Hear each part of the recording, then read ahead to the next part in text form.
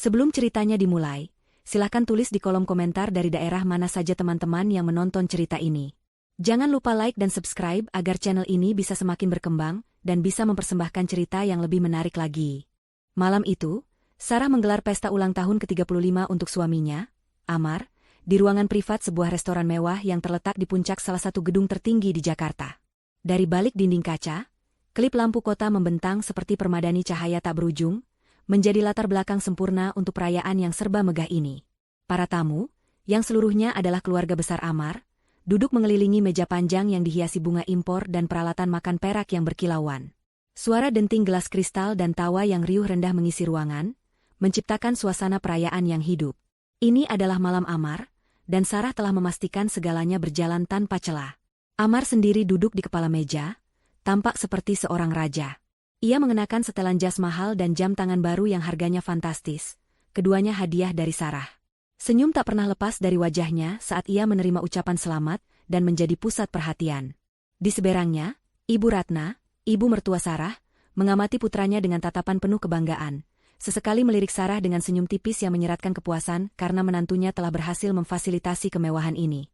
Bagi Sarah, pemandangan ini adalah tujuannya. Kebahagiaan suaminya adalah bayaran dari semua kerja kerasnya. Namun, di tengah kemeriahan itu, pintu ruangan terbuka dan ibunya, Ibu Sukma, melangkah masuk dengan ragu. Penampilannya yang sederhana dalam balutan gaun batik tulis langsung menciptakan kontras yang tajam dengan suasana pesta. Seketika, Sarah merasakan sedikit kecemasan. Ia segera bangkit menyambut ibunya, berusaha mengabaikan tatapan menilai dari beberapa kerabat Amar. Ia mendudukan ibunya di kursi sebelahnya, berharap bisa melindunginya dari suasana asing ini. Puncak dari rasa canggung itu terjadi saat sesi pemberian hadiah.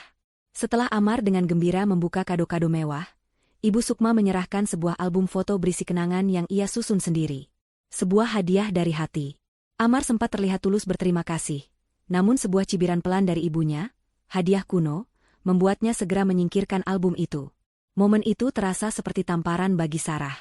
Ia melihat kilat luka di mata ibunya sebelum ditutupi dengan senyum sabar. Saat itu, Sarah memantapkan hatinya untuk menelan semua rasa sakit demi menjaga malam suaminya tetap sempurna, tidak menyadari bahwa kesabarannya sedang diuji hingga ke titik batasnya. Hidangan pembuka telah selesai diangkat oleh para pelayan yang bergerak efisien. Kini, aroma sedap dari berbagai pilihan hidangan utama mulai tercium saat para tamu membuat pesanan mereka. Seharusnya, ini adalah puncak dari kenikmatan kuliner malam itu, momen di mana semua orang bisa bersantai dan menikmati makanan lezat. Namun bagi Sarah, setiap detik yang berlalu terasa seperti penantian sebelum badai. Udara di dalam ruangan terasa semakin pekat oleh ketegangan yang hanya bisa ia rasakan. Ibu Ratna telah memulai permainannya, permainan kejam yang selalu ia mainkan setiap kali Ibu Sukma berada di dekatnya. Serangan-serangan itu datang bukan seperti pukulan, melainkan seperti ribuan tusukan jarum. Halus, terselubung, tetapi masing-masing meninggalkan luka kecil yang perih. Saat Ibu Sukma membolak-balik buku menu yang tebal dan berat dengan sampul kulit, Ibu Ratna berkomentar dengan nada ringan yang dibuat-buat. Bingung ya, Sukma? Memang menunya banyak sekali.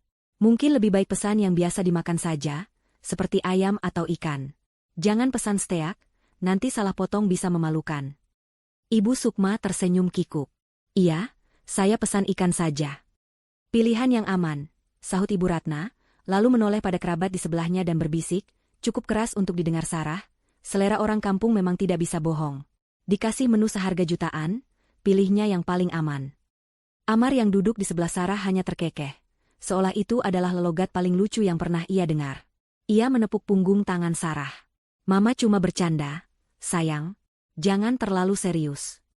Jangan serius? Sarah ingin sekali berteriak. Itu ibuku yang sedang mereka tertawakan. Tapi yang keluar dari mulutnya hanyalah senyuman kaku. Ibu memang lebih suka ikan, Mas. Lebih sehat. Percuma. Pembelaannya yang lemah tidak ada artinya. Serangan berikutnya datang ketika seorang pelayan menawarkan pilihan minuman anggur. Ibu Sukma menggelengkan kepalanya dengan sopan. Tidak, terima kasih. Air putih saja. Ibu Ratna mendesah dengan dramatis. Oh, sayang sekali. Padahal wine di sini sangat enak. Bisa membantu kita lebih rileks. Tapi ya sudahlah, mungkin air putih memang lebih cocok untukmu. Lagi-lagi, kalimat itu menggantung di udara, penuh dengan penghinaan tersirat. Seolah ibunya adalah manusia kelas 2 yang tidak pantas menikmati minuman berkelas. Sarah merasa wajahnya memanas. Ia mencoba mengalihkan pembicaraan, bertanya tentang rencana liburan salah seorang sepupu Amar, membicarakan tentang proyek terbarunya di kantor, apapun untuk menarik perhatian dari ibunya. Namun usahanya sia-sia. Ibu Ratna seolah memiliki radar yang selalu terkunci pada Ibu Sukma, mencari setiap celah untuk melancarkan sindirannya. Ia mengomentari cara Ibu Sukma duduk, tas tangan sederhana yang diletakkan ibunya di kursi kosong di sebelahnya, bahkan sapu tangan kain yang dikeluarkan ibunya untuk mengelap bibir. Ya ampun, masih ada ya yang pakai sapu tangan kain? Tidak higienis sekali, cibirnya, sambil mengangkat serbet linen dari restorannya dengan jemari lentiknya. Setiap kata adalah tamparan bagi Sarah. Ia merasa seperti sedang disiksa perlahan-lahan. Yang lebih menyakitkan adalah sikap Amar. Suaminya sama sekali tidak menunjukkan tanda-tanda akan membela ibu mertuanya. Ia justru tampak menikmati pertunjukan itu. Setiap kali ibunya melontarkan hinaan, Amar akan tersenyum atau tertawa kecil, seolah bangga dengan lidah tajam ibunya. Seolah-olah dengan merendahkan Ibu Sukma, status sosial mereka sebagai keluarga kaya baru menjadi semakin terangkat. Sarah menatap ibunya. Wanita itu duduk dengan punggung yang semakin membungkuk, wajahnya pucat. Ia berusaha keras untuk tersenyum setiap kali Sarah menatapnya, seolah berkata, "Ibu tidak apa-apa." Tapi Sarah bisa melihat luka di matanya yang teduh. Ibunya sedang menanggung semua ini demi dirinya, demi menjaga nama baiknya di depan keluarga suaminya. Dan kesadaran itu membuat hati Sarah hancur. Ia merasa gagal sebagai seorang anak. Ia memberikan ibunya kemewahan semu, mengajaknya ke restoran mahal, tetapi pada saat yang sama ia membiarkan ibunya diinjak-injak di tempat ini. Puncak dari siksaan psikologis itu terjadi ketika hidangan utama mulai disajikan. Obrolan di meja sedikit mereda saat para pelayan meletakkan piring-piring dengan hati-hati. Di saat itulah, Ibu Ratna mencondongkan tubuhnya ke arah kakak iparnya, tetapi suaranya sengaja dikeraskan. "Aku benar-benar tidak mengerti kenapa Sarah harus membawa ibunya ke acara seperti ini. Lihat saja penampilannya, kontras sekali dengan kita semua. Aku malu sekali, tahu tidak? Seperti ada orang desa tersesat masuk istana." Waktu seolah berhenti bagi Sarah. Bisikan ular itu merayap di sepanjang meja, dan masuk ke telinganya dengan jelas. Ibu mertuanya malu karena kehadiran ibunya. Wanita yang telah melahirkan dan membesarkannya dengan penuh cinta dianggap sebagai aib. Amarah yang selama ini ia tekan, yang ia kubur dalam-dalam demi kedamaian, kini mulai bergolak hebat di dalam perutnya. Napasnya menjadi sesak. Ia menatap tajam ke arah Ibu Ratna, yang kini bersikap seolah tidak mengatakan apa-apa, sibuk memotong daging di piringnya. Kemudian, ia menatap Amar. Suaminya itu juga mendengarnya. Sarah yakin itu, tapi tidak ada reaksi. Tidak ada teguran untuk ibunya. Tidak ada tatapan pembelaan untuknya, atau untuk Ibu Sukma. Amar hanya terus makan, seolah kata-kata berbisa itu hanyalah angin lalu. Dan di saat itulah Sarah menyadari, suaminya bukan hanya lemah, ia adalah kaki tangan dalam kekejaman ini. Seorang pelayan datang membawa pesanan terakhir, semangkuk sup krim jamur yang masih panas mengepul, pesanan untuk tamu di ujung meja. Saat pelayan itu berjalan di belakang Ibu Ratna, Sarah melihat sesuatu yang membuatnya merinding. Ibu Ratna melirik ke arah sup panas itu, lalu ke gaun batik sederhana yang dikenakan ibunya. Sebuah senyum keji yang sangat tipis, nyaris tak terlihat, terukir di bibirnya. Sebuah ide mengerikan baru saja lahir di kepalanya. Dan sebelum Sarah bisa berbuat apa-apa, ia melihat mertuanya bertukar pandang dengan Amar. Hanya sekilas. Sebuah anggukan kecil dari Amar, sebuah izin tanpa kata. Jantung Sarah serasa berhenti berdetak. Ia tahu, sesuatu yang jauh lebih buruk akan segera terjadi. Waktu seolah melambat saat Sarah menyaksikan senyum keji itu terukir di bibir ibu mertuanya. Dalam sepersekian detik sebelum bencana terjadi, benaknya terlempar ke belakang, membuka album kenangan pahit yang selama ini ia paksa untuk tutup rapat. Ini bukan pertama kalinya. Penghinaan ini, tatapan merendahkan ini, kekejaman yang dibungkus dengan keanggunan palsu ini, bukanlah hal baru. Itu adalah bara api yang terus-menerus disembunyikan di dalam sekam pernikahannya, bara yang ia kira bisa ia kendalikan. Namun nyatanya hanya menunggu hembusan angin yang tepat untuk berkobar menjadi neraka. Pikirannya melayang ke sebuah pagi buta, setahun yang lalu. Jam di ponselnya baru menunjukkan pukul 4 pagi saat alarm berbunyi. Di luar masih gelap dan senyap. Amar masih tertidur lelap di sampingnya, napasnya teratur, damai di ranjang mahal mereka yang empuk. Sementara Sarah harus menyeret dirinya dari tempat tidur, berjuang melawan kantuk yang menyesakan, untuk mempersiapkan rapat penting dengan investor dari Eropa yang akan berlangsung pukul 5 pagi waktu Jakarta, karena perbedaan zona waktu. Ia ingat betul bagaimana ia duduk sendirian di ruang kerjanya yang dingin, menatap layar laptop yang menyilaukan, otaknya bekerja keras menyusun strategi dan angka-angka. Di pundaknya lah nasib ratusan karyawan dan proyek bernilai triliunan rupiah bergantung. Ia memenangkan negosiasi itu, tentu saja. Ia selalu menang. Kemenangan itu ia bayar dengan sakit kepala yang berdenyut-denyut dan perut kosong, karena melewatkan sarapan. Saat ia akhirnya bisa beristirahat sekitar pukul 10 pagi, ia menemukan Amar baru saja bangun. Suaminya itu turun dari lantai atas dengan pakaian golfnya yang necis, rambutnya masih basah dan wangi sabun mahal. Ia mengecup kening Sarah sambil lalu. "Aku mau main golf dulu ya, sayang. Nanti siang ada janji makan dengan teman-teman di klub." Tidak ada pertanyaan tentang bagaimana rapatnya, tidak ada tawaran untuk membuatkannya teh hangat. Dunianya hanya berputar pada jadwal sosialnya yang padat, jadwal yang sepenuhnya dibiayai oleh istri yang baru saja mengamankan masa depan perusahaan. Sarah hanya bisa mengangguk lelah, menatap punggung suaminya yang menghilang di balik pintu, meninggalkan aroma parfum mahal yang terasa menyesakan. Itulah pola hidup mereka. Sarah adalah mesin pencari uang, sementara Amar dan ibunya adalah penikmat hasilnya. Ibu Ratna akan meneleponnya di tengah hari, bukan untuk menanyakan kabarnya, tapi untuk memberitahu bahwa ia melihat tas edisi terbaru di sebuah butik dan meminta Sarah mentransfer sejumlah uang. Amar akan mengiriminya pesan berisi foto mobil sport atau gadget terbaru, dengan kalimat manja, "Bagus ya, sayang," yang merupakan kode untuk, "Belikan ini untukku." Mereka tidak pernah melihat kerja keras di baliknya. Mereka tidak pernah melihat malam-menerus ia lembur, perjalanan bisnis melelahkan yang membuatnya kesepian di kamar hotel mewah, atau tekanan luar biasa yang harus ia hadapi setiap hari. Mereka hanya melihat hasilnya, kartu kredit tanpa batas, liburan ke luar negeri, dan gaya hidup mewah yang bisa mereka pamerkan kepada dunia. Kenangan lain yang lebih menyakitkan muncul ke permukaan. Ulang tahun ibunya, Ibu Sukma, tahun lalu. Sarah membelikan ibunya sebuah tas kulit yang bagus. Bukan merek desainer yang harganya selangit, tapi tas berkualitas baik, elegan, dan fungsional, yang ia tahu akan sangat berguna bagi ibunya. Ibu Sukma sangat senang, matanya berbinar-binar. Itu mungkin tas termahal yang pernah ia miliki seumur hidupnya. Beberapa minggu kemudian, ada acara keluarga di rumah Ibu Ratna. Dengan sedikit bangga, Ibu Sukma memakai tas pemberian putrinya itu. Sarah tidak akan pernah lupa bagaimana Ibu Ratna memandang tas itu, lalu tersenyum sinis. "Tas sebagus itu dipakai untuk arisan kampung, Sukma? Sayang sekali," katanya dengan nada ringan. "Seharusnya Sarah belikan saja tas anyaman dari pasar, lebih cocok dengan penampilanmu." Penghinaan itu begitu telak, begitu menyakitkan. Ibu Sukma hanya bisa tersenyum getir, lalu menyembunyikan tas itu di belakang punggungnya seolah benda itu adalah sesuatu yang memalukan. Malam itu, di kamar mereka, Sarah mencoba membicarakannya dengan Amar. Ia memberanikan diri, menumpahkan kekecewaannya atas sikap ibunya. Amar, sambil sibuk bermain game di ponselnya, hanya menjawab tanpa mengalihkan pandangan. "Sudahlah, sayang. Mama kan cuma bercanda. Kamu ini terlalu sensitif." "Itu bukan bercanda, Mas. Itu penghinaan," desak Sarah, suaranya mulai bergetar. Amar akhirnya meletakkan ponselnya dan menatap Sarah dengan ekspresi jengkel. "Terus aku harus bagaimana? Melawan ibuku sendiri demi tas? Lagi pula, mungkin Mama ada benarnya sedikit. Ibu kamu kan memang orangnya sederhana. Mungkin beliau jadi tidak nyaman pakai barang semahal itu. Niat Mama baik, kok." Niat baik. Dua kata itu terasa seperti racun.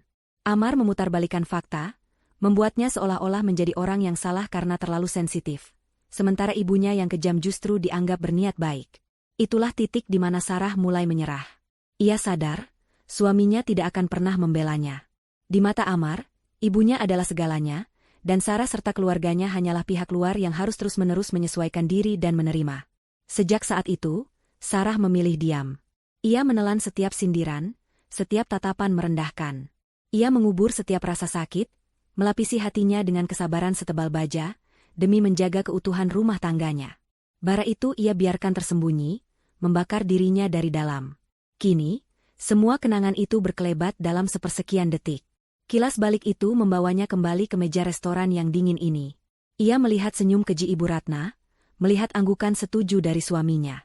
Dan ia sadar, ini bukanlah lagi sekadar sindiran atau hinaan verbal. Kali ini, mereka akan melukai ibunya secara fisik. Bara di dalam sekam itu kini bukan lagi sekadar bara.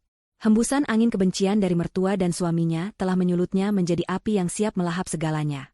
Kesabarannya yang setebal baja itu kini telah meleleh, mencapai titik didihnya. Dunia Sarah seolah bergerak dalam gerak lambat. Matanya terpaku pada sosok pelayan muda yang berjalan dengan hati-hati, membawa nampan perak berisi semangkuk besar sup krim jamur yang masih mengepulkan uap panas. Ia melihat dengan sangat jelas bagaimana siku Ibu Ratna, dengan gerakan yang disamarkan sebagai gerakan mengambil gelas, menyentak ke belakang.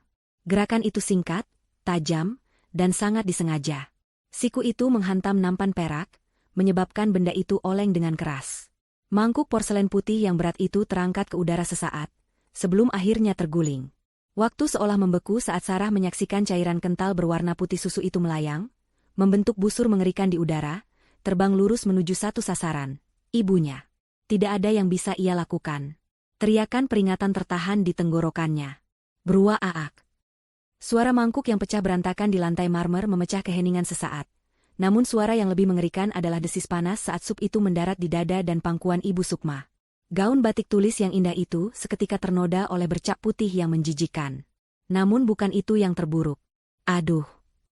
Ibu Sukma menjerit tertahan, tubuhnya tersentak ke depan. Itu bukan jeritan kaget, melainkan jeritan kesakitan. Uap panas mengepul dari pakaian ibunya, dan Sarah tahu, di balik kain itu, kulit ibunya yang rapuh sedang melepuh. Restoran yang tadinya ramai oleh obrolan dan denting alat makan mendadak hening. Semua percakapan berhenti. Semua mata tertuju ke meja mereka. Pelayan yang membawa sup tampak pucat pasi, wajahnya penuh horor dan rasa bersalah. Maaf, Bu, maafkan saya. Saya tidak sengaja. Gagapnya, tangannya gemetar. Tapi Sarah tahu. Itu bukan salah pelayan itu. Matanya langsung melesat ke arah Ibu Ratna. Wanita itu menunjukkan ekspresi kaget yang begitu palsu. Tangannya menutup mulutnya dengan gaya dramatis yang biasa ia lihat di sinetron. Namun matanya, mata dinginnya itu, berkilat penuh kemenangan. Untuk sesaat, Sarah membeku. Otaknya tidak bisa memproses tingkat kekejaman ini. Tapi melihat ibunya yang meringis menahan sakit, nalurinya sebagai seorang anak mengambil alih. Ia melompat dari kursinya.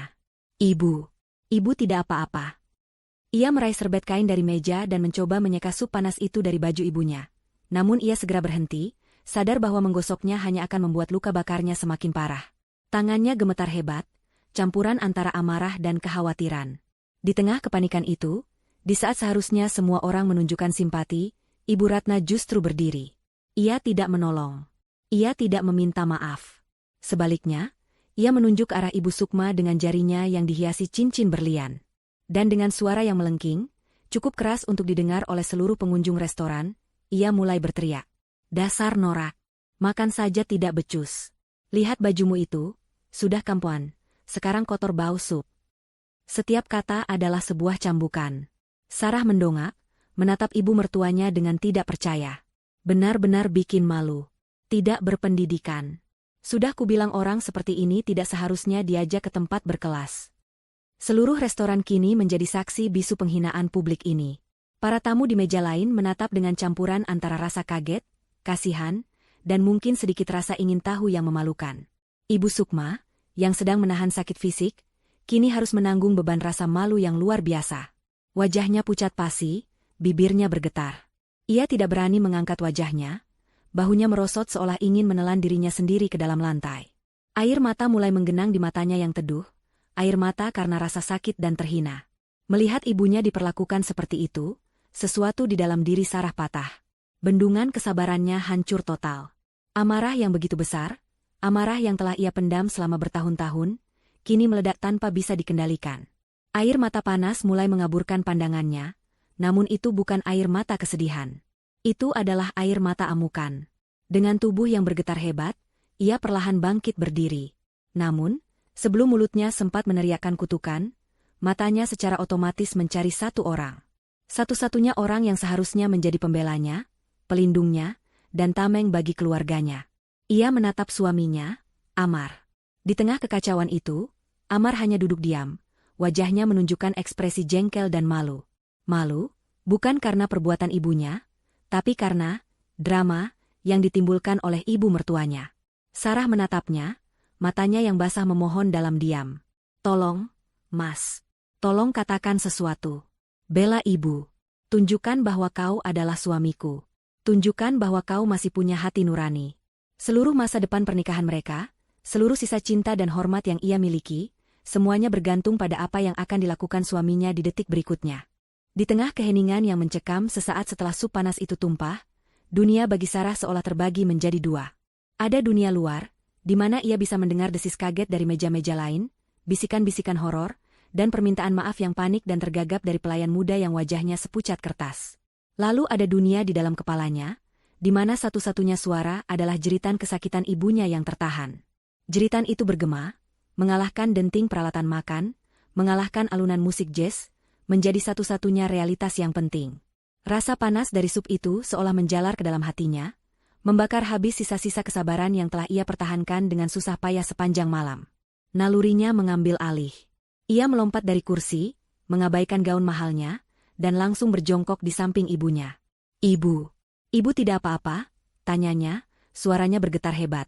Ia melihat uap masih mengepul dari gaun batik ibunya, dan noda putih susu yang jelek itu merusak keindahan kain yang ia tahu ditenun dengan tangan. Di bawah noda itu, ia bisa membayangkan kulit ibunya yang mulai memerah dan melepuh. Rasa panik dan amarah yang dahsyat berperang di dalam dirinya. Ia meraih serbet, hendak menyeka noda itu, namun tangannya berhenti di udara, sadar bahwa tindakannya justru bisa memperparah luka bakar itu. Ia merasa tidak berdaya, lumpuh oleh kengerian situasi. Di tengah kelumpuhan Sarah itulah, Ibu Ratna menemukan panggungnya. Wanita itu tidak menunjukkan rasa bersalah sedikitpun. Sebaliknya, ia melihat kekacauan ini sebagai sebuah kesempatan. Kesempatan untuk menegaskan dominasinya, untuk mempermalukan besannya hingga ke titik terendah, dan untuk membuktikan pada semua orang betapa superior dirinya dan keluarganya. Ia bangkit berdiri, gerakannya penuh dengan keanggunan teatrikal, menarik perhatian setiap pasang mata di ruangan itu. Keheningan yang tadinya penuh keterkejutan, kini berubah menjadi keheningan yang penuh antisipasi. Dan kemudian, ia meledak. "Dasar norak. Makan saja tidak becus." Suara melengkingnya memecah keheningan, terdengar begitu kejam dan tidak pada tempatnya di dalam restoran yang berkelas itu. Ia tidak hanya berbicara, ia berteriak. Jari telunjuknya yang dihiasi cincin berlian teracung lurus ke arah Ibu Sukma, yang masih meringkuk di kursinya, gemetar menahan sakit dan malu. "Lihat bajumu itu. Sudah kampungan, sekarang kotor bau sup." Lanjutnya, berjalan mondar-mandir di depan Ibu Sukma seolah ia adalah seorang jaksa yang sedang membacakan dakwaan pada seorang penjahat. Benar-benar bikin malu. Tidak berpendidikan. Amarah Sarah yang tadinya membara kini berubah menjadi es. Kekejaman yang terang-terangan ini begitu mengejutkan, hingga ia sulit untuk memprosesnya. Ia mendongak, menatap wajah ibu mertuanya yang memerah karena amarah yang dibuat-buat. Itu adalah topeng. Di balik topeng kemarahan itu, matanya berkilat-kilat dengan kepuasan yang dingin. Wanita ini menikmati setiap detik dari penderitaan ibunya. "Sudah kubilang dari awal, orang seperti ini tidak seharusnya diajak ke tempat berkelas." Seru Ibu Ratna lagi, kali ini ia berbicara kepada para kerabatnya, mencari pembenaran dan dukungan. "Lihat dia. Diam saja seperti patung. Dikasihani malah membuat malu. Lihat apa yang telah dia lakukan pada pesta ulang tahun putra kesayanganku. Malam yang seharusnya indah ini jadi mimpi buruk. Semua karena wanita ini." Tuduhan itu begitu tidak masuk akal, begitu memutarbalikkan fakta, hingga Sarah merasa mual. Ia bangkit berdiri, menempatkan dirinya secara protektif di antara ibunya dan monster yang sedang mengamuk itu. "Cukup, Ma," kata Sarah, suaranya rendah dan bergetar karena amarah yang ditahan. "Ini kecelakaan. Dan ibu sedang kesakitan." "Kecelakaan?" Ibu Ratna tertawa sinis, tawa yang terdengar seperti suara kuku yang digoreskan di papan tulis. "Jangan membela ibumu yang tidak tahu diri itu, Sarah. Atau jangan-jangan, kau sengaja, ya? Kau sengaja membawa ibumu ini untuk menunjukkan pada semua orang kalau kau tidak peduli dengan martabat keluarga suamimu." Tuduhan itu menghantam Sarah seperti tamparan. Kini serangan itu ditujukan padanya. Ia dituduh sebagai dalang dari penghinaan terhadap keluarganya sendiri. Ia menatap nanar pada wanita di hadapannya. Bertahun-tahun ia mencoba mengambil hati wanita ini, membelikannya hadiah mahal, menuruti semua kemauannya, menelan semua sindirannya, dan beginilah balasannya. "Ibu, ayo kita pergi dari sini," bisik Sarah pada ibunya, mengabaikan ibu mertuanya. "Kita ke toilet, kita bersihkan lukanya." Ia mencoba membantu ibunya untuk berdiri, ingin segera lari dari neraka publik ini. Namun, Ibu Sukma menahan lengannya. Wanita tua itu menatapnya dengan mata yang basah oleh air mata, menggelengkan kepalanya pelan. Sudah, nak, jangan dilawan. Lirihnya, suaranya nyaris tak terdengar. Nanti rumah tanggamu hancur. Biarkan saja, ibu tidak apa-apa. Sungguh. Pengorbanan ibunya di saat seperti ini justru menjadi bahan bakar yang menyulut api amarah Sarah semakin besar. Bagaimana mungkin ibunya masih memikirkan rumah tangganya di saat ia sedang diserang secara fisik dan mental? Ketika Sarah hendak memaksa ibunya untuk berdiri, sebuah tangan mencengkeram lengannya dengan kasar. Ibu Ratna. Mau kemana kau? Desisnya, cengkeramannya kuat dan menyakitkan. Mau lari setelah membuat kekacauan? Tanggung jawab dulu. Lepaskan saya, balas Sarah, mencoba melepaskan cengkeraman itu. Tidak akan, seru Ibu Ratna, kini benar-benar kehilangan kendali. Seharusnya kau dan ibumu ini bersujud meminta maaf. Minta maaf pada semua tamu karena sudah merusak suasana. Dan yang terpenting, minta maaf pada anakku, Amar. Tuntutan gila itu menjadi puncak dari segalanya. Sarah berhenti meronta. Ia berhenti berbicara. Ia merasa terperangkap dalam sebuah drama absurd yang ditulis oleh iblis. Di satu sisi, ibunya yang terluka memohonnya untuk diam demi pernikahannya. Di sisi lain, ibu mertuanya yang gila menuntutnya untuk meminta maaf atas kejahatan yang tidak ia lakukan. Ruangan terasa menyempit, suara-suara menjadi dengungan, dan wajah-wajah para kerabat yang hanya menonton tanpa berbuat apa-apa tampak seperti topeng-topeng tanpa emosi. Dalam keputusasaan yang mencekik itu, matanya mencari satu-satunya jalan keluar. Satu-satunya orang yang bisa menghentikan kegilaan ini. Ia menoleh, pandangannya melewati semua orang dan semua kekacauan, dan berhenti pada satu titik. Pada suaminya, Amar. Ia hanya duduk diam di kursinya sejak tadi, wajahnya sulit dibaca. Apakah itu amarah? Rasa malu? Atau ketidakpedulian? Sarah tidak tahu. Tapi saat itu, ia tidak peduli lagi.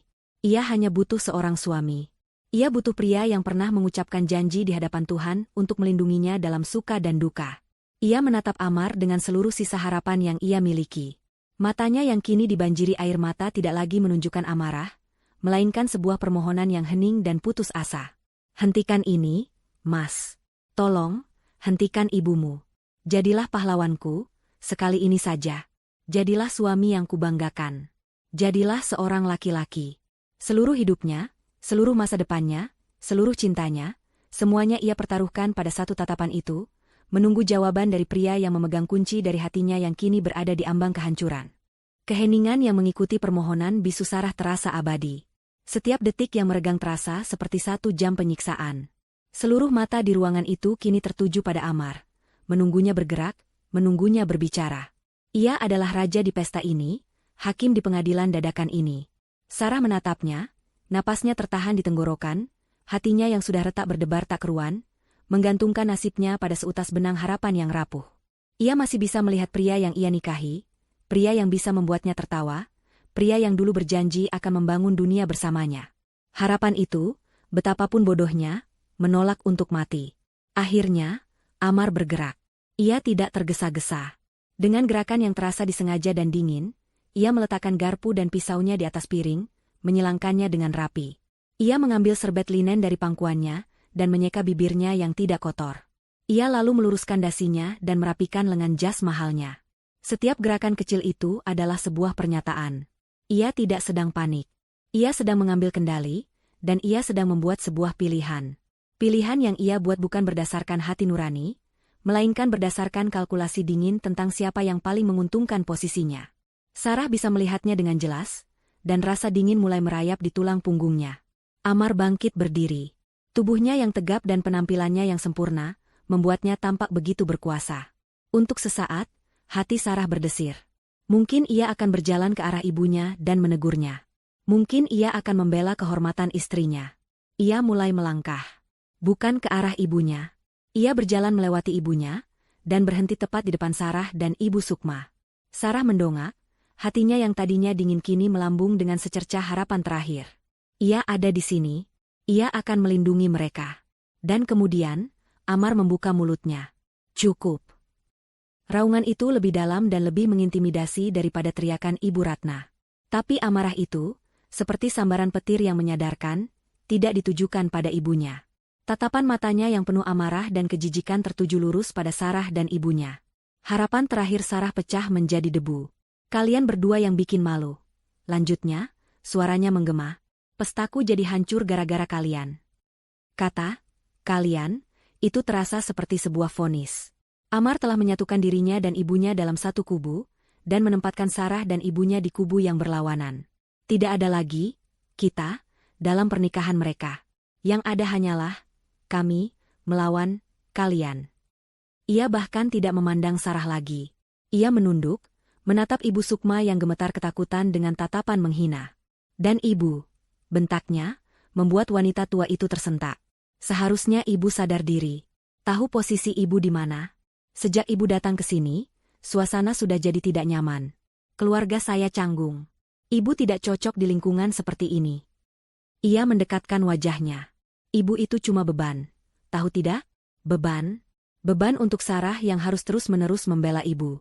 Dan beban untuk keluarga kami yang harus menahan malu karena kehadiran ibu. Kata, beban, itu diucapkan dengan penekanan yang begitu kejam, begitu penuh kebencian. Itu adalah pukulan telak yang meremukan sisa-sisa harga diri Ibu Sukma. Wanita tua itu hanya bisa menunduk. Air matanya jatuh tanpa suara ke lantai marmer yang dingin. Merasa belum cukup, Amar kembali menghadapkan seluruh amarahnya pada Sarah. Wajahnya yang tampan kini terdistorsi oleh kebencian, menjadi wajah monster yang tidak Sarah kenali. Dan kamu, Sarah, desisnya, jarinya menunjuk ke wajah istrinya. Kenapa kamu harus terus membelanya? Kenapa kamu begitu bodoh? Mama benar. Seharusnya orang seperti dia tidak usah diajak ke tempat seperti ini. Kamu lihatkan akibatnya sekarang. Ia mengambil napas, mempersiapkan serangan terakhirnya yang paling mematikan. Kamu pikir karena kamu yang punya uang, kamu bisa berbuat seenaknya? Kamu pikir kamu bisa membawa siapapun ke dalam duniaku tanpa memikirkan perasaanku atau perasaan keluargaku? Kamu lebih mementingkan egomu dan ibumu yang kampungan itu daripada hari ulang tahun dan kebahagiaan suamimu sendiri. Itulah kalimat terakhirnya. Tuduhan terakhir yang memutarbalikkan segalanya, menempatkan Sarah sebagai pihak yang egois dan tidak berperasaan. Dan kalimat itulah yang membunuh semua sisa cinta di hati Sarah. Tidak ada ledakan amarah. Tidak ada tangisan histeris. Yang terjadi adalah sesuatu yang jauh lebih menakutkan. Sebuah keheningan total di dalam jiwa Sarah. Seolah seseorang telah menekan tombol off di dalam dirinya. Pengkhianatan itu begitu sempurna, begitu absolut, hingga melampaui batas rasa sakit. Yang tersisa hanyalah kehampaan. Suara Amar yang masih terengah-engah karena marah, senyum kemenangan yang licik di wajah Ibu Ratna, bisikan para tamu, semuanya menjadi suara latar yang tidak berarti. Ia menatap pria di hadapannya. Pria yang pernah menjadi dunianya. Pria yang untuknya ia rela bekerja sampai mati. Kini, ia tidak merasakan apa-apa saat menatapnya. Tidak ada cinta, tidak ada benci, tidak ada kekecewaan. Hanya kehampaan.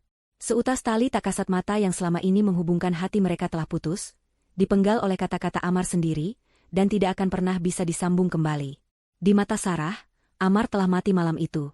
Yang berdiri di hadapannya hanyalah cangkang kosong, seorang pria asing yang kebetulan mengenakan wajah suaminya.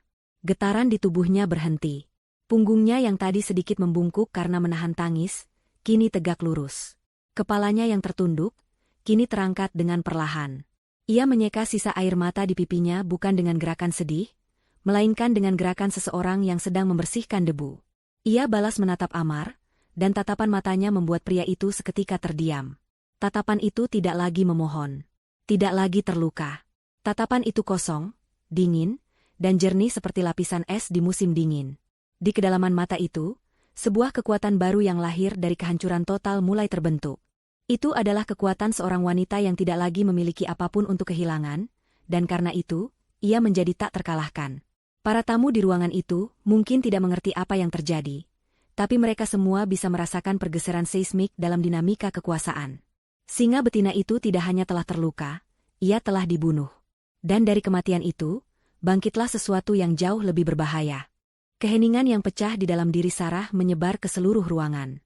Di tengah tatapan kaget dan bingung dari semua orang, sebuah suara tawa kecil, dingin, dan tanpa humor lolos dari bibir Sarah. Suara itu begitu tidak terduga, begitu kontras dengan suasana tegang, hingga semua orang, termasuk Amar dan Ibu Ratna yang sedang di puncak amarah mereka, terdiam seketika. Sarah mengangkat kepalanya, Air mata sudah tidak ada lagi di wajahnya. Yang tersisa hanyalah ekspresi tenang yang mengerikan. Ia menatap lurus pada suaminya. Beban? Ulang Sarah. Setiap suku katanya diucapkan dengan penekanan yang tajam dan menghina. Kau bilang ibuku adalah sebuah beban. Ia mengambil langkah maju, gerakannya tidak lagi ragu-ragu. Semua mata tertuju padanya. Singa betina yang selama ini tertidur telah terbangun. Mari kita bicara tentang beban. Amar, katanya, suaranya tidak lagi bergetar. Suaranya kini jernih, kuat, dan mematikan, membelah udara di restoran mewah itu. Coba kau lihat dirimu dari ujung rambut sampai ujung kaki.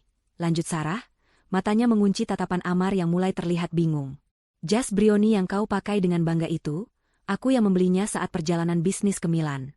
Jam tangan Patek Philippe yang kau pamerkan kepada semua orang seolah itu hasil jerih payahmu. Itu adalah hadiah ulang tahun dariku.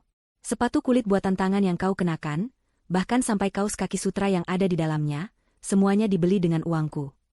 Ia berhenti sejenak, membiarkan kata-katanya meresap, mempermalukan suaminya di depan seluruh keluarganya. Wajah Amar mulai kehilangan warna. Rumah mewah tempat kau tidur nyenyak sampai siang hari sementara aku sudah berangkat kerja sebelum matahari terbit. Itu adalah rumahku. Cicilannya lunas kubayar dengan bonus tahunanku. Mobil sport yang kau pakai untuk berkeliling kota memamerkan kekayaan, itu atas namaku.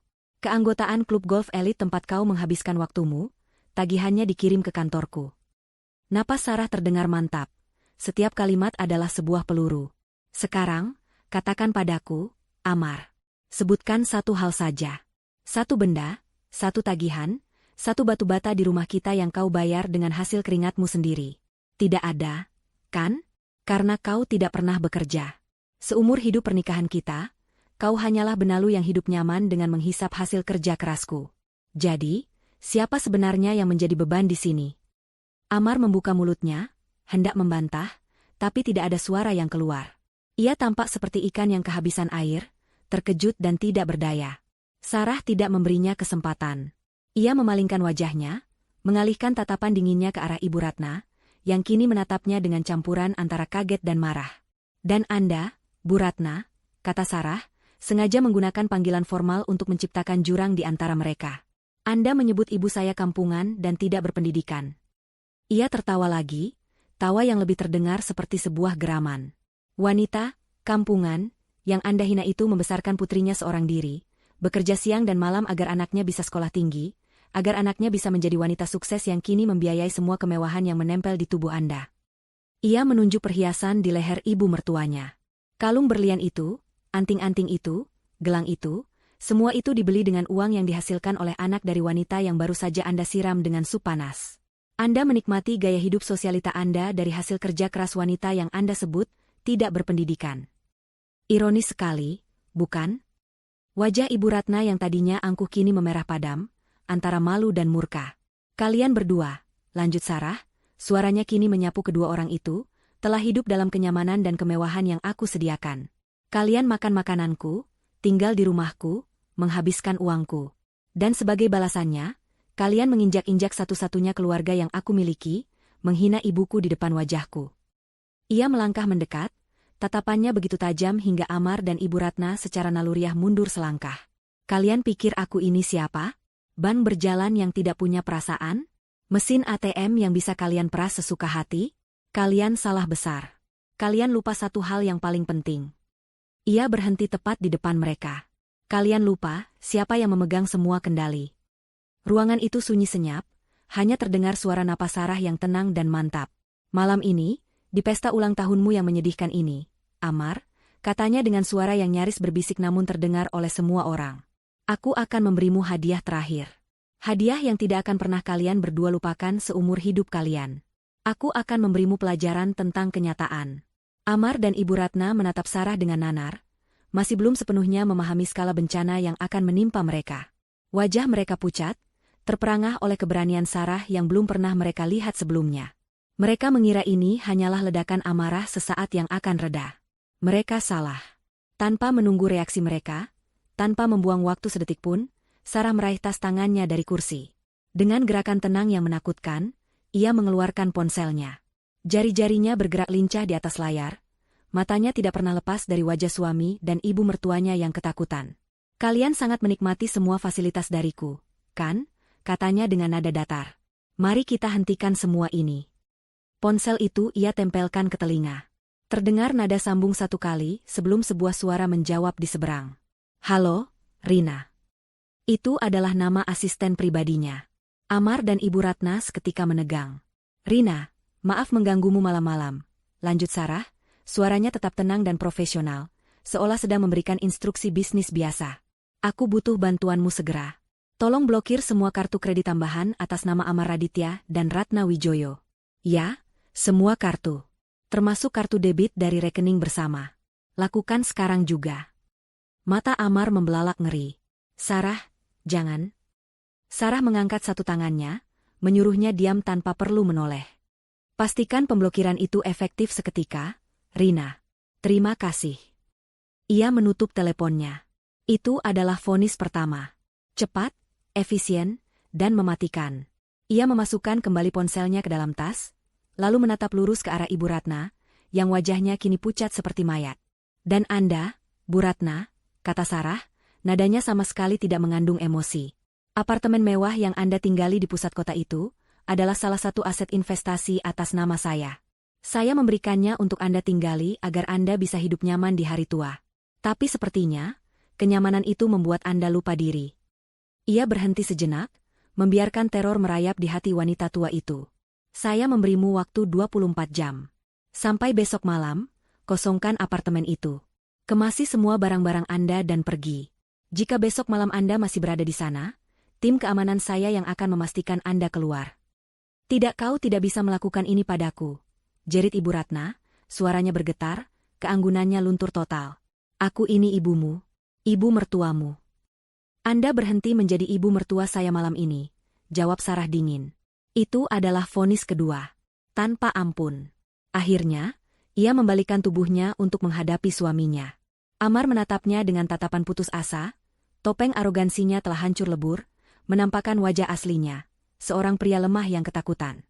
Sarah, sayang, kita bisa bicarakan ini baik-baik, rengeknya, mencoba meraih tangan Sarah.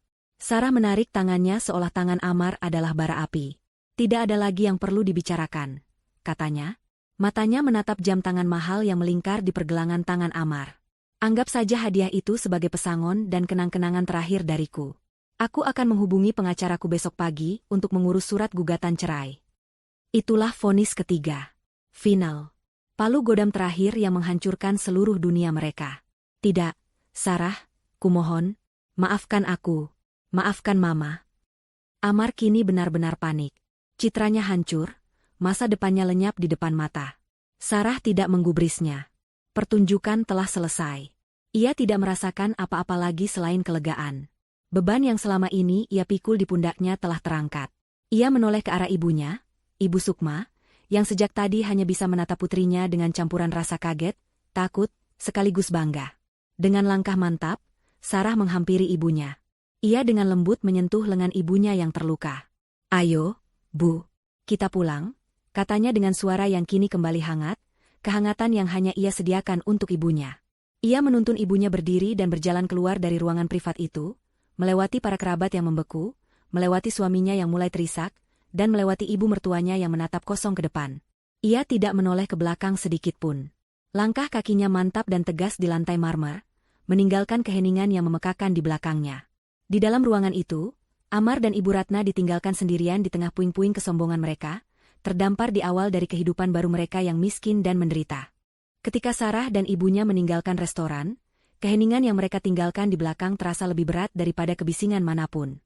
Para kerabat yang tadinya riuh rendah kini duduk membeku, mata mereka saling melempar pandang canggung, tak ada yang berani menatap langsung pada Amar atau Ibu Ratna. Pesta telah usai. Bukan hanya pesta ulang tahun, tapi pesta pora kemunafikan yang selama ini mereka nikmati. Satu persatu, dengan alasan yang dibuat-buat dan bisikan pamit yang tergesa-gesa, mereka bangkit dan pergi. Tak ada yang menawarkan kata-kata penghiburan, tak ada yang menawarkan bantuan. Mereka meninggalkan Amar dan Ibu Ratna seperti orang-orang yang meninggalkan kapal yang karam. Tersisa berdua di meja panjang yang kini terasa seperti medan perang yang porak-poranda, kebekuan di antara ibu dan anak itu pecah menjadi ledakan amarah yang saling menyalahkan. Ini semua salahmu, desis Ibu Ratna, wajahnya yang pucat kini berkerut karena amarah. Kenapa kau biarkan istrimu menjadi kurang ajar seperti itu selama ini? Kau terlalu lembek, Amar. Seharusnya dari dulu kau tunjukkan siapa pemimpin keluarga. Aku? Salahku? Balas Amar, suaranya naik 1 oktav. Rasa panik membuatnya tidak lagi bisa mengontrol diri. Mama yang mulai. Untuk apa Mama menyiram Ibu Sukma dengan sup? Untuk apa Mama menghinanya di depan semua orang? Kalau Mama bisa menahan mulut sombong Mama itu sebentar saja, semua ini tidak akan terjadi. Berani kau menyalahkan ibumu? Pekik Ibu Ratna, tak terima. Ibu melakukan itu untuk menjaga martabat keluarga kita. Martabatmu? Martabat apa? Kita tidak punya apa-apa lagi sekarang. Raung Amar, menendang kaki meja dengan frustrasi. Pertengkaran sengit mereka akhirnya diinterupsi oleh manajer restoran yang mendekat dengan wajah serba salah, membawa sebuah buku tagihan. Permisi, Pak Amar. Amar, masih terbawa kebiasaan lamanya, dengan gusar mengeluarkan dompet dan menyodorkan kartu kredit berwarna hitam metalik, kartu utamanya dari Sarah. Sang manajer membawanya pergi dan kembali beberapa saat kemudian dengan ekspresi yang lebih canggung. Mohon maaf sebesar-besarnya, Pak. Kartunya ditolak. Ditolak. Satu kata itu menghantam Amar dan Ibu Ratna seperti bogem mentah. Begitu cepat. Sarah tidak main-main. Rasa malu yang membakar menjalar di wajah Amar. Ia mencoba kartu lain.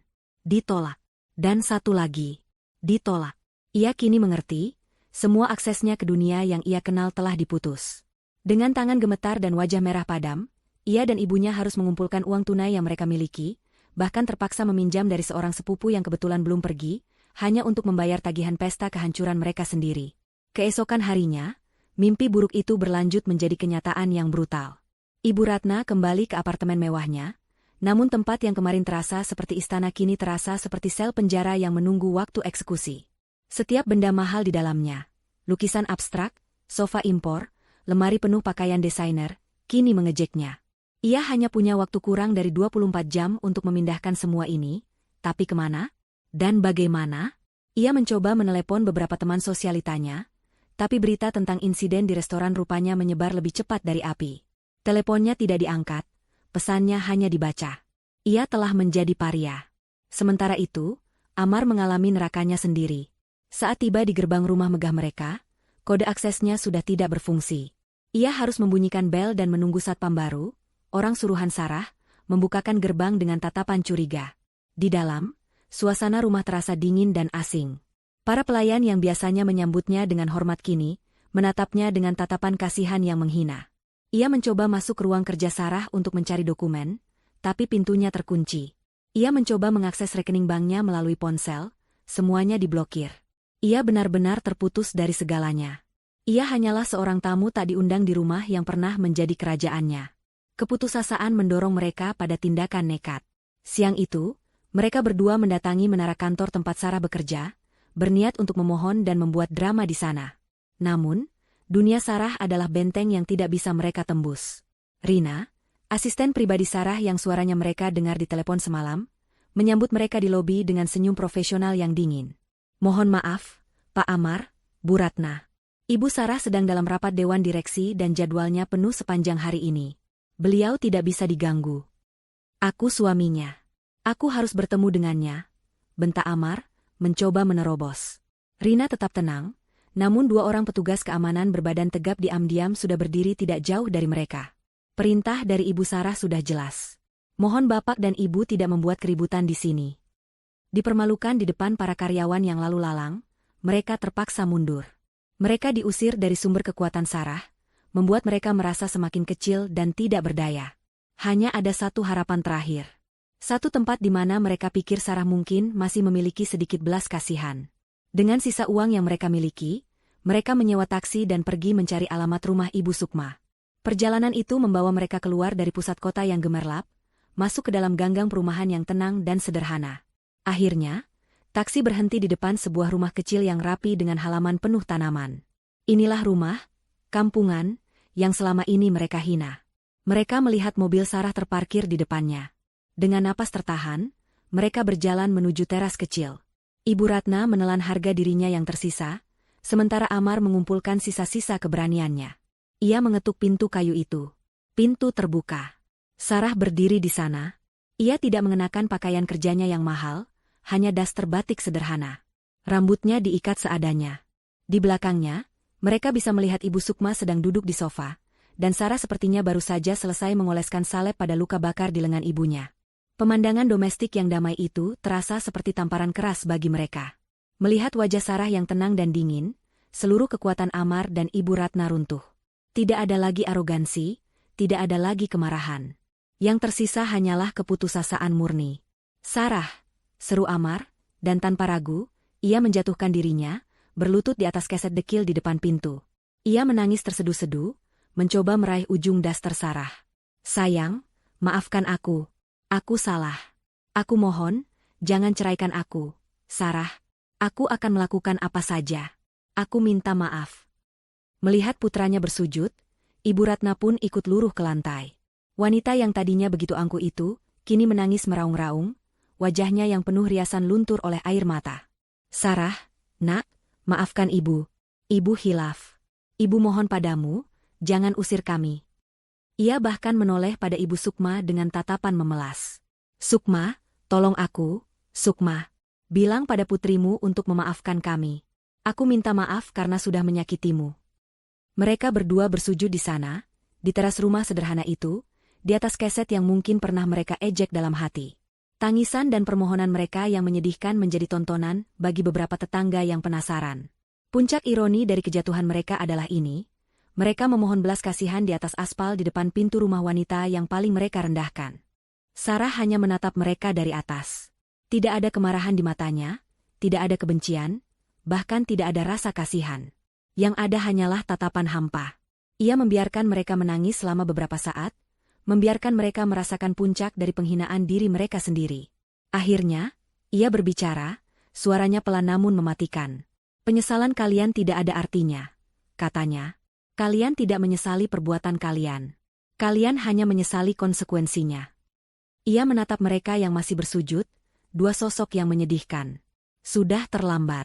Semuanya sudah terlambat. Tanpa menunggu jawaban, ia melangkah mundur dan menutup pintu kayu itu dengan pelan. Namun suaranya terdengar seperti sebuah vonis akhir. Di luar, di atas aspal yang panas, tangisan Amar dan Ibu Ratna perlahan-lahan berubah dari permohonan menjadi raungan keputusasaan murni, menyadari bahwa pintu menuju kehidupan nyaman mereka telah tertutup selamanya. 6 bulan berlalu. Langit Jakarta di pagi hari tampak cerah dari balkon sebuah Gria Tawang, penthouse, yang lapang di salah satu gedung apartemen paling prestisius di ibu kota. Udara terasa segar, dan aroma bunga melati dari taman vertikal di dinding balkon bercampur dengan aroma kopi yang baru diseduh. Disinilah dunia baru Sarah dimulai. Ia telah menjual rumah megah yang penuh kenangan buruk itu, menggantinya dengan tempat tinggal yang lebih mencerminkan dirinya. Elegan, modern, hangat, dan penuh cahaya. Tempat ini bukan untuk pamer, melainkan untuk hidup. Sarah duduk di salah satu kursi rotan yang nyaman di balkon, memegang cangkir kopinya. Di seberangnya, Ibu Sukma sedang tersenyum sambil menyiram tanaman anggreknya.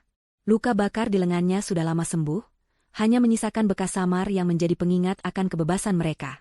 Wanita itu tampak 10 tahun lebih muda. Tidak ada lagi bayang-bayang ketakutan atau rasa rendah diri di matanya. Ia kini tinggal bersama Sarah, bukan sebagai seseorang yang menumpang, tetapi sebagai mitra. Desain batik baru dari para pengrajin di desa sudah datang. Nak, kata Ibu Sukma, suaranya ceria. Bagus-bagus sekali. Mereka bersemangat sekali mendengar produk mereka akan kita pasarkan di galeri. Sarah tersenyum tulus. Tentu saja, Bu. Kualitasnya tidak kalah dengan desainer luar negeri.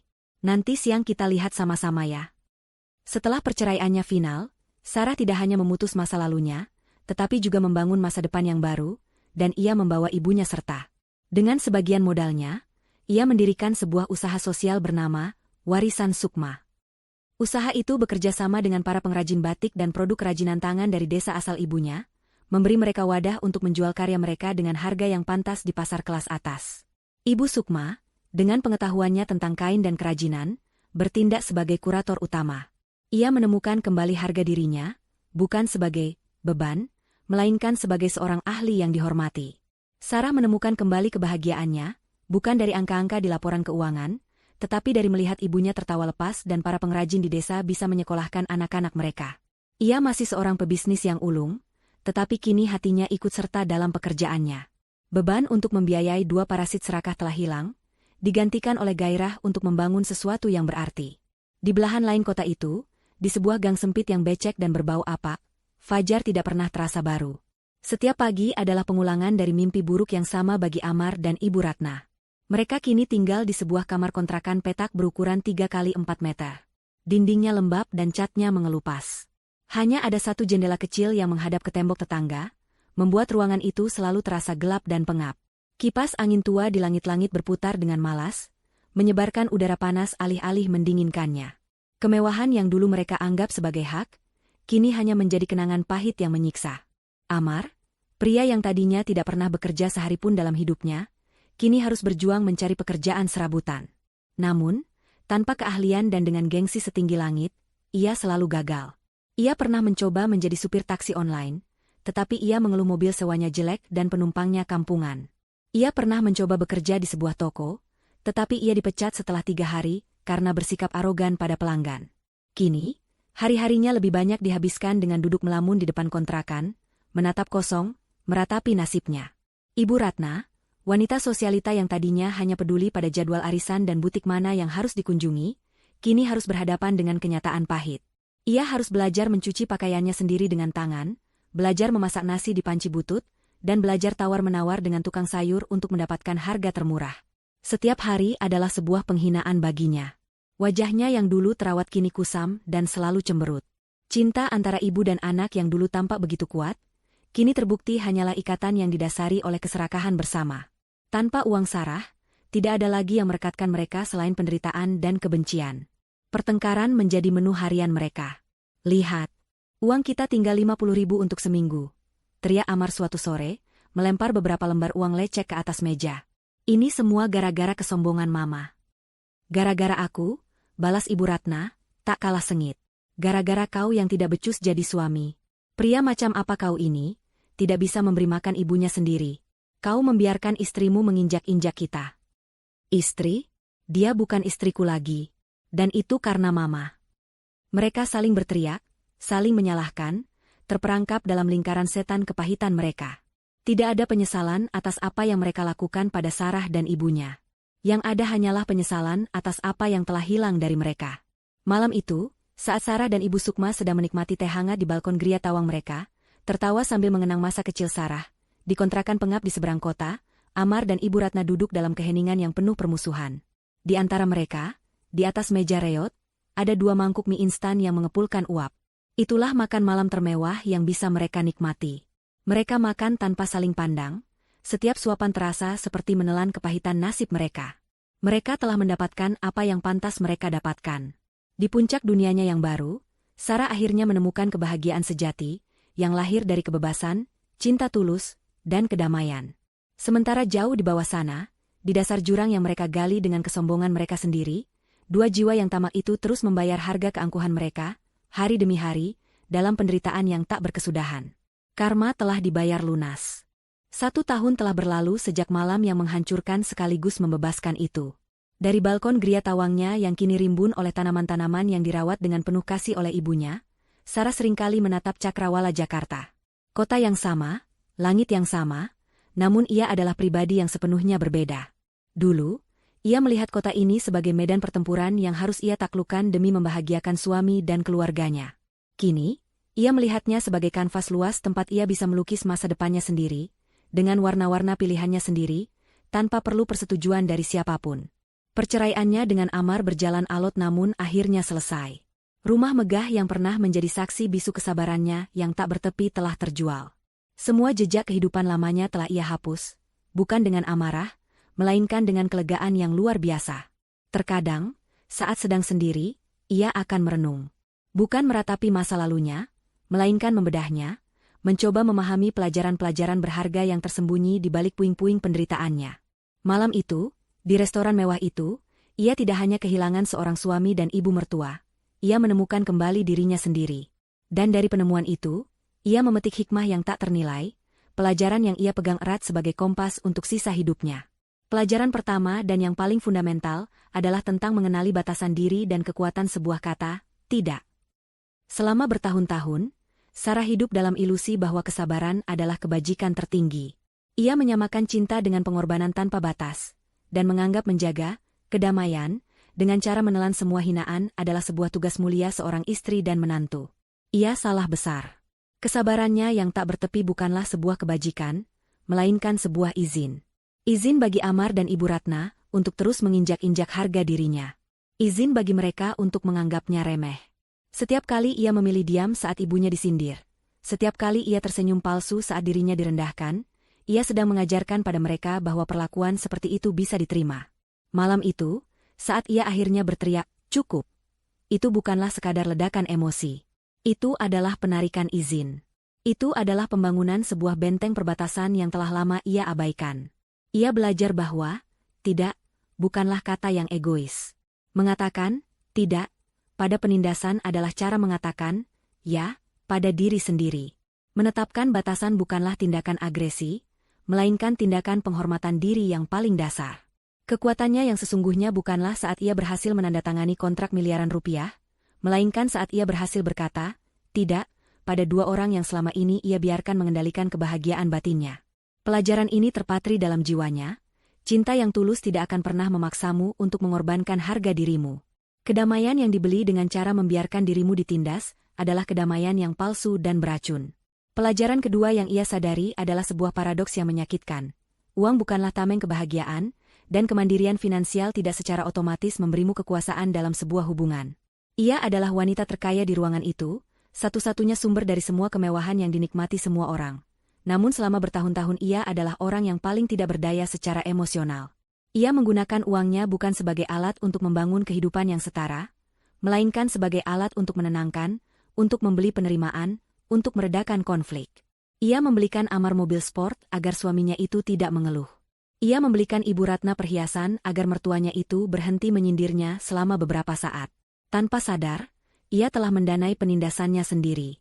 Ia belajar bahwa kekayaan tanpa harga diri hanyalah sangkar emas. Kemewahan yang ia berikan pada Amar dan Ibu Ratna justru menjadi senjata yang mereka gunakan untuk melawannya.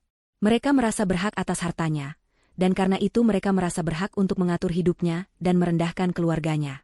Kekuatan finansialnya menjadi bumerang, karena ia tidak pernah menyandingkannya dengan kekuatan mental untuk menuntut rasa hormat. Kini, ia memahami arti kekayaan yang sesungguhnya.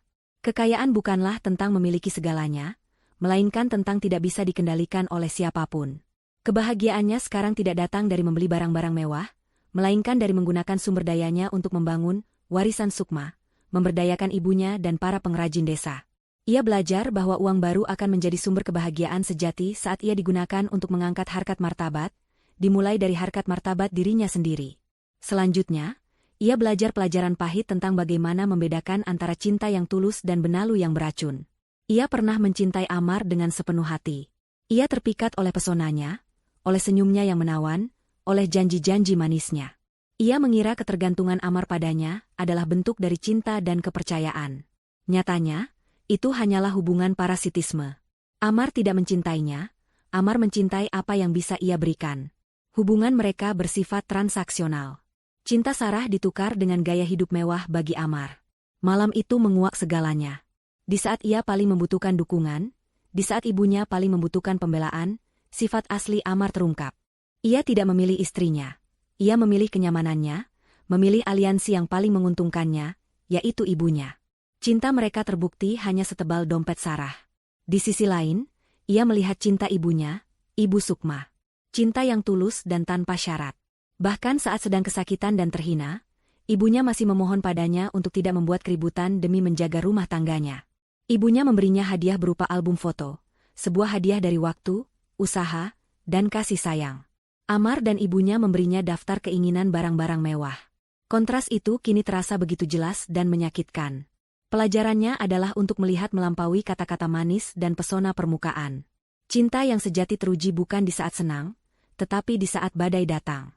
Cinta sejati akan menjadi perisai, bukan pisau yang menusuk dari belakang. Terakhir, ia menyaksikan pelajaran tentang karma, yang ternyata memiliki nama lain yang lebih logis, konsekuensi. Kejatuhan Amar dan Ibu Ratna bukanlah kutukan dari langit. Itu adalah hasil panen dari benih yang mereka tanam sendiri selama bertahun-tahun. Kesombongan merekalah yang membuat mereka buta, mengira bahwa sumber kemakmuran mereka, Sarah, akan selamanya tunduk dan sabar. Ketamakan merekalah yang membuat mereka terus mendorong batas, tidak pernah merasa cukup, hingga akhirnya melewati batas yang tidak bisa ditarik kembali. Kekejaman merekalah yang pada akhirnya memutus satu-satunya tali yang menopang kehidupan mewah mereka. Penderitaan mereka di kontrakan sempit bukanlah sebuah hukuman magis. Itu adalah konsekuensi langsung dari karakter mereka.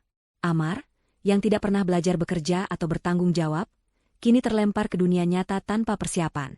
Ibu Ratna, yang membangun identitasnya di atas status sosial dan materi, kini tidak memiliki apa-apa lagi untuk dibanggakan. Mereka terperangkap dalam penjara yang mereka bangun dari keangkuhan dan kemalasan mereka sendiri.